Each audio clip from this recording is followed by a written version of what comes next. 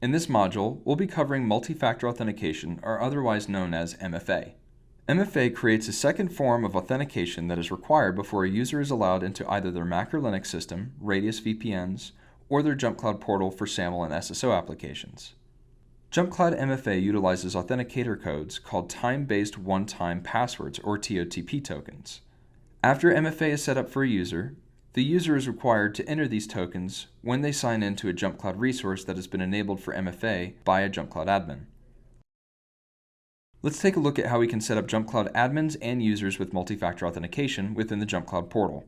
To get started, you'll first need to log into your JumpCloud admin console with your JumpCloud administrative account and password. In this module, we'll focus on enabling MFA for a JumpCloud user. Towards the end of this tutorial, we'll also show how to enable these same configurations for JumpCloud admins. To enable MFA on a JumpCloud user, ensure that you've selected Users from the left-hand side menu and you can see the user list.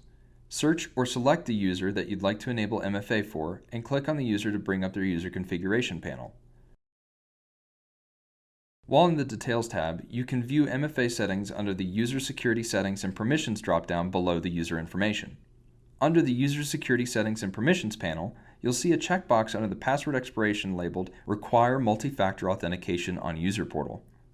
A new field will appear below. This is an enrollment period of X amount of days for this user. Here, you can set up the number of days you'd like to give the user in order to set up MFA for his or her JumpCloud account. If the user bypasses or ignores the MFA setup in their user portal after the X amount of days you've set in for enrollment, the user will then become locked out of their JumpCloud account. Once you've set the number of days for enrollment, you can save the settings by hitting the Save User button in the bottom right to save the configuration. Taking a look through the eyes of a JumpCloud user, we'll use the JumpCloud user Bob Fay as an example. Now that we've enabled Bob Fay for MFA, once Bob logs into his account, he'll immediately see a pop-up stating that he's been enrolled for multi-factor authentication and needs to complete the setup. In order to use JumpCloud and MFA appropriately, JumpCloud users must have a mobile app that can handle TOTP tokens such as Google Authenticator, Duo, FreeOTP, or Authy.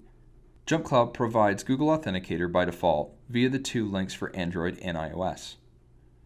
If the user already has a TOTP app in place, they can simply hit Continue and scan the QR code with their phone app and then type in the 6-digit TOTP token code. By hitting Submit, this will verify an MFA token, thus setting it up and activating MFA for their user portal on their JumpCloud account. The next time that the user logs into their JumpCloud user portal, they'll need to type in their JumpCloud account, password, and MFA token.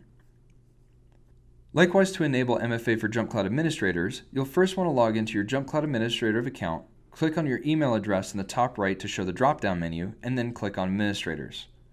This window will list the administrators within your JumpCloud organization.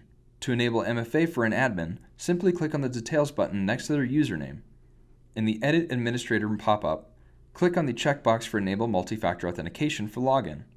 Lastly, hit the Edit button in the bottom right. The next time that the administrator logs into their JumpCloud administrative account, they will be prompted to set up their multi-factor authentication in the same manner as a JumpCloud user. Thanks again for watching this tutorial over configuring multi-factor authentication for both JumpCloud users and administrators.